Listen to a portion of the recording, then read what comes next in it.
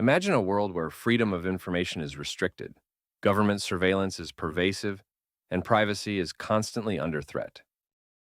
Well, you don't need to imagine too much. The current internet is exactly that. And you don't need to take my word for it. If you know who these people are, you understand what I'm talking about.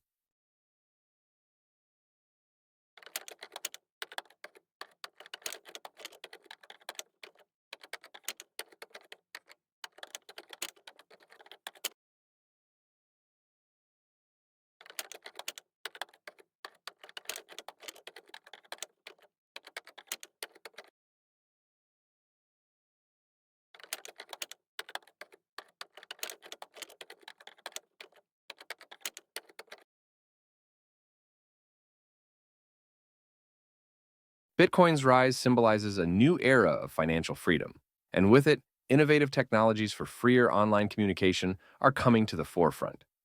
One example of this is NOSTR. NOSTR was created to establish a decentralized, censorship-resistant communication network, embodying principles similar to those of Bitcoin. NOSTR is a protocol similar to email, where no central authority is in charge, and anyone can use it. Its decentralized nature prevents any central platform from censoring messages sent through the protocol. While its full potential is still being explored, a censorship-resistant social media platform is currently being developed using Nostr, and many applications are already built to make use of it without tracking any user information. You can even switch between these applications using your public and private keys without losing any content or contacts.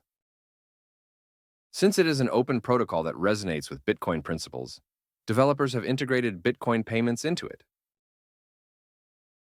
They are called ZAPs. Just as Bitcoin is revolutionizing finance, ZAPs are transforming social engagement by replacing likes with micropayments in Bitcoin.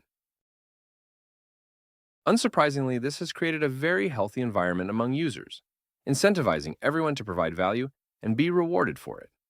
This concept is known as value for value. If you think about it, just as Bitcoin exposes the perverse incentives of the fiat system, Nostr exposes the perverse incentives of social media platforms. While rage and hateful posts on X get the most attention, positive and happy posts on Nostr get the most zaps. When attention is the currency, negativity and hate rise to the top because platforms need people arguing. In contrast, when fractions of Bitcoin directly from peers are the currency, value rises to the top. Nostr is also gaining credibility as a backup plan for when governments seize or ban other social network platforms due to its censorship-resistant properties.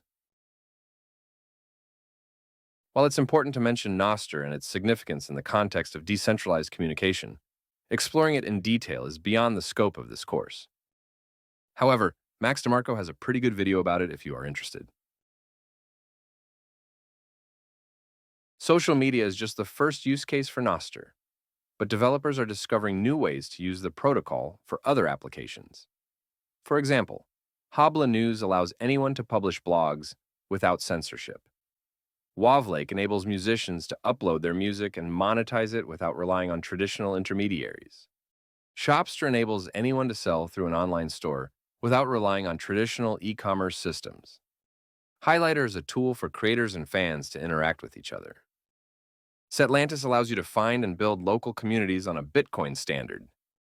These are just a few examples and do not represent the entire list of tools being built. However, they demonstrate the immense possibilities that an open-source protocol can provide. What's even more interesting is that you don't need to sign up in any of these apps. In Nostr, your public and private keys are your identity and can be used everywhere. If a better competitor offers superior services, you can just move and all your data is transferred with you.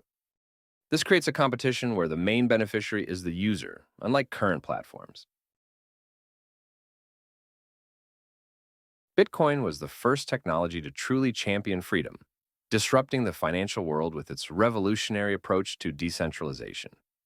It showed us that a system could exist without central control, opening many eyes to the problems of centralization in our current systems. But Bitcoin was just the beginning. As we continue to explore and innovate, Tools like NOSTR are emerging, further pushing the boundaries of what's possible. Alvaro Di Maria, in his book The Philosophy of Bitcoin, one of the most fascinating and accessible reads on Bitcoin, discusses Bitcoin's potential to inspire new political organizations beyond traditional state models. This book challenges two established beliefs. First, that money must be backed by an authority, and second, that it is not possible to think of post-state political forms.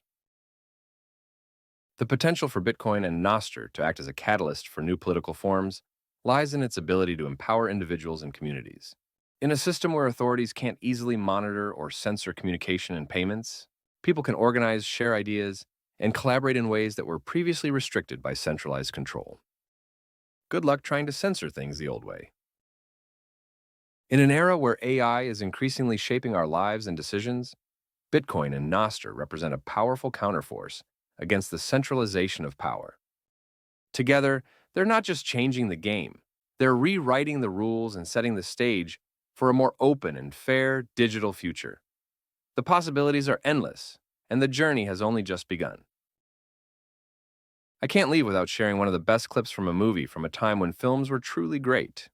It probably makes more sense now than ever. I hope you've enjoyed this course and have learned something new. Thank you for watching. Dr. Brown, I brought this note back from the future and now it's erased. Of course it's a race! But what does that mean? It means your future hasn't been written yet. No one's has. Your future is whatever you make it. So make it a good one.